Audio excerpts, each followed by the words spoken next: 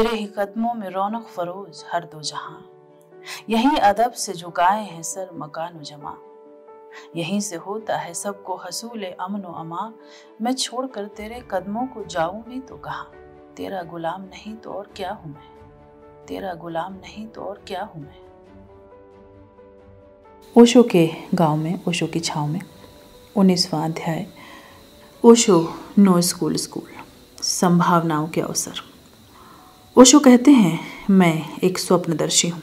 मैंने बहुत से स्वप्न पूरे किए, अब मैं अपने स्वप्न तुम्हें सौंपता हूँ। ऐसा ही एक स्वप्न नो स्कूल स्कूल का है। ओशो ने बहुत पहले इस स्कूल को पूना आश्रम के निकट ही एक किराए की बिल्डिंग में शुरू कराया था और नाम दिया था रजनीश नो स्कूल स्कूल। तब उन्होंने माँ प्रार्थना को उस स्कूल की निर्देशिका नियुक्त किया था। फिर 1977 में ओशो ने माँ प्रार्थना को एक साक्षात्कार दिया जो एक वर्ष पश्चात संन्यास पत्रिका में छपा। Just don't do something, sit there. इस साक्षात्कार में उन्होंने इस स्कूल के हर सूक्ष्म बिंदु की चर्चा की और कहा, जो कुछ मैंने शिक्षा के बाबत अब तक कहा है, तुम उस सबसे गुजर जाओ, भविष्य में बहुत सी बातें स्वतः ही स्पष्ट हो जाएंगी। ओशो के इस शब्द मेरे भीतर अंगारों की भांति पलते रहे। फिर मैंने अगले 2 वर्षों तक 1979 से 80 ओशो के उपलब्ध साहित्य का अध्ययन कर एक विवरणिका तैयार की जो भविष्य में ओशो दृष्टिकोण पर आधारित बाल शिक्षा संस्थान के उपयोग में आने वाली थी। इसमें सभी संबंधित विषयों पर निर्देश थे, पाठ्यक्रम, पढ़ाने का ढंग, व्यवस्था, परीक्षा प्रणाली, हॉस्टल, अध्यापकों आदि सभी तरह के बिंदुओं पर ओशो के दिशा निर्देश इसमें आ गए थे। यह निर्देश पत्र परिपूर्ण है किंतु सारगर्भित और केंद्रित। इसमें उद्धृत ओशो का प्रत्येक वाक्य भविष्य में शोध का विषय होगा। वर्षों तक यह प्रपत्र मेरे पास सुरक्षित रहा और तब नए मिलेनियम के साथ इस कार्य को आरंभ करने के प्रयास शुरू हुए। लुधियाना के स्वामी आनंद तथागत ने सर्वप्रथम इस कार्य को आरंभ करने की प्रस्तावना रखी और शीघ्र ही इस स्कूल हेतु देहरादून डाक पत्थर के निकट हथियारी गांव में लगभग 26 बीघे जमीन यमुना नदी के किनारे खरीदी गई।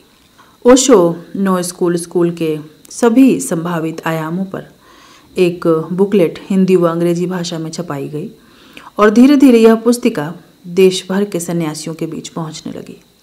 सन्यासियों के बीच शिक्षा एक लंबे समय से चर्चा का विषय थी, जिसकी दिशा में यथार्थ की धरती पर प्रयोग करने का समय आन पहुंचा था।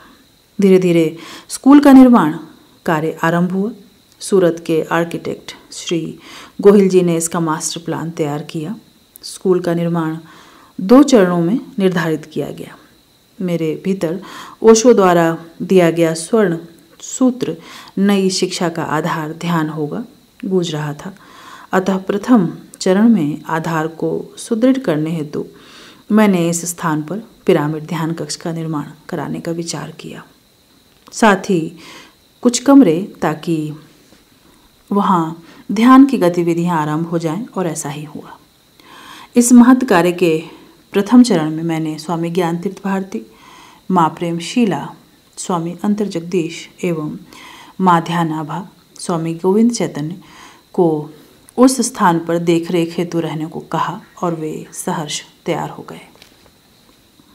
स्कूल के इस प्रथम चरण आश्रम निर्माण का कार्य तब स्वामी ध्यान महेश देखते थे।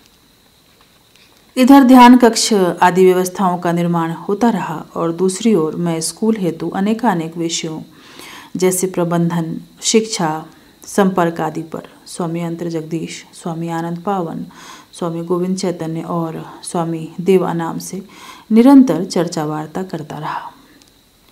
ये लोग मेरे साथ घंटों बैठते और हर चर्चा के नोट्स तैयार करते। धीरे धीरे ये मित्र साहित्य, हिंदी व अंग्रेजी, गणित, विज्ञान, सामाजिक विषय पर सिलेबस रिसर्च प्रारंभ किए। ओशो दृष्टिकोण पर आधारित स्कूल की रूपरेखा का प्रत्येक आधार पारंपरिक शिक्षण व्यवस्था से उलटवासी था। हर पहलू अपने आप में विद्रोह की लपट लिए हुए था। ओशो ने कहा है, वर्तमान शिक्षा व्यवस्था को देखकर हृदय में बहुत पीड़ा होती है। उन शिक्षण संस्थानों से निकलकर अपनी नैसर्गिक प्रतिभा को बचा लेना बहुत दुरूह कार्य है। अभी तक इस देश में एक ही क्रांति नहीं हुई है, वह है शिक्षा में क्रांति।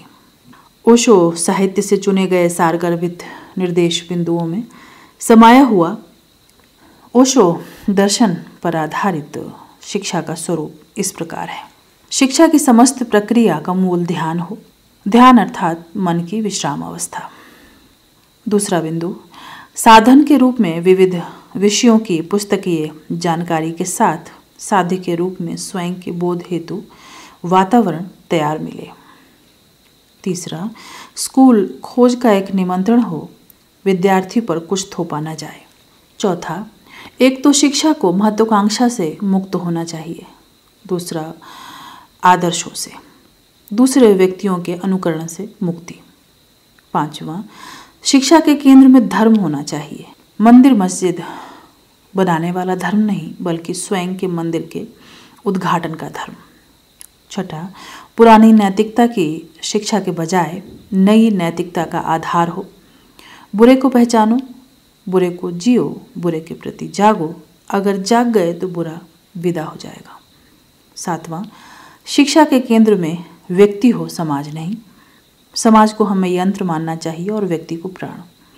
आठवां, शिक्षा विज्ञान, धर्म और कला का संगीतपूर्ण संगम हो। ओशो नो स्कूल एक ऐसी शिक्षा प्रणाली के आधारों को सुदृढ़ करने का प्रयास है जिसमें महत्वाकांक्षा विहीन, तुलना विहीन, अहंकार विहीन शिक्षा के बदले सौंदर्यपरक, बोधपरक, मुक्त करने वाली बहुआयामी शिक्षा व्यवस्था की नींव रखी जानी थी। इस सब के आधार में है ध्यान।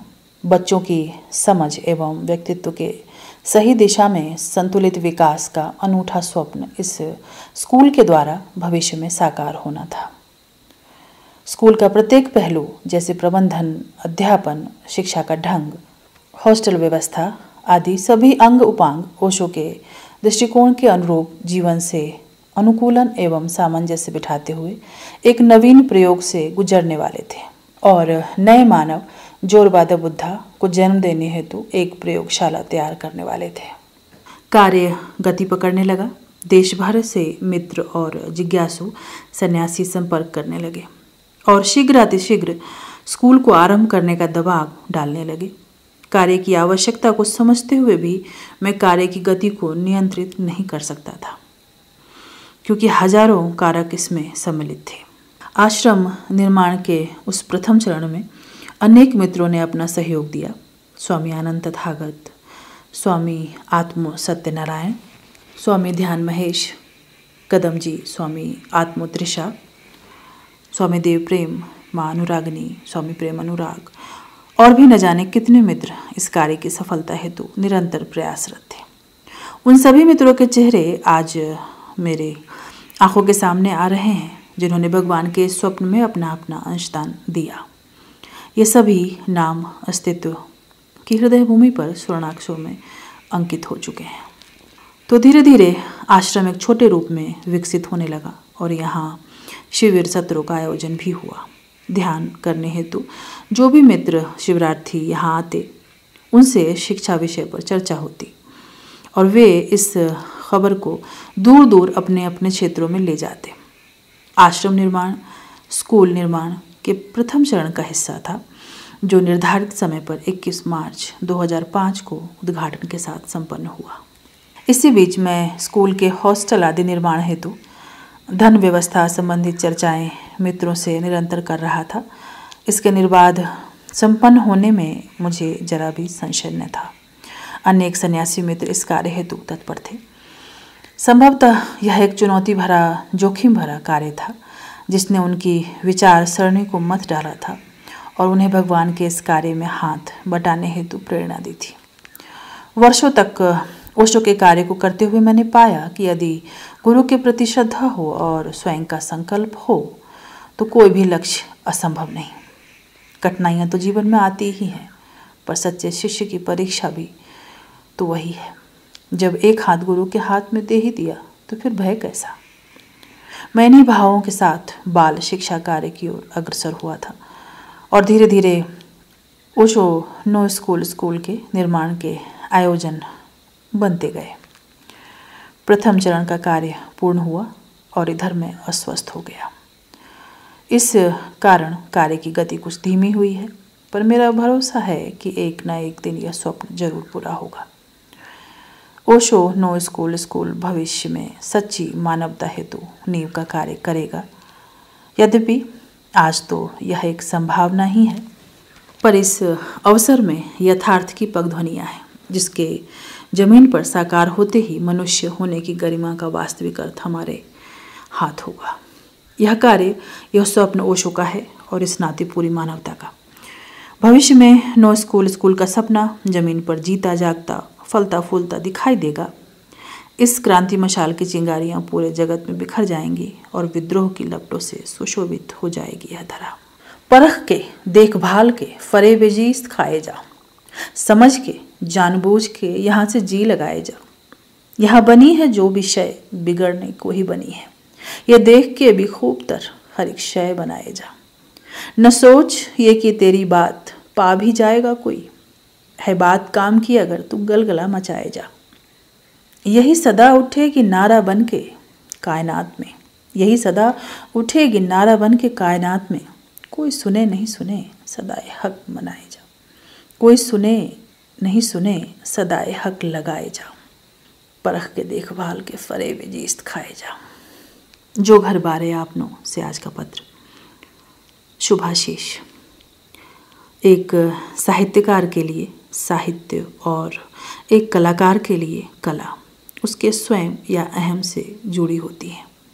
साहित्य या कला में हो रहे ह्रास और विकास से उसके स्वयं का विकास या ह्रास होता रहता है। इसकी प्रस्तुति या प्रसारण से ही अपनी सत्ता से परिचय होता है।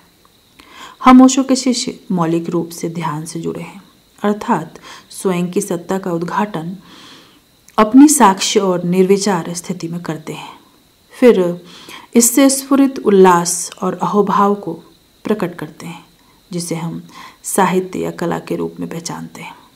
यही कारण है कि वही साहित्य और कला हिमालय की ऊंचाई प्राप्त करती है, जिसमें तपस्या की घाटी की गहराई हो।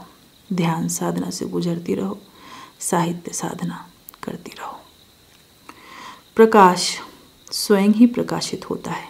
साधना पथ के बेबूझ रास्ते हैं, इसका सिर्फ एहसास होता है, मस्तिष्क के दायरे में यह समा नहीं पाता।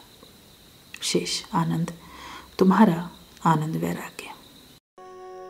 खोल दिए पाल, छोड़ अपने पतवार सभी,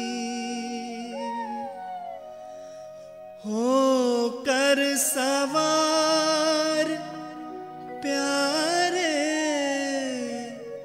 सद्गुरु की नाव में।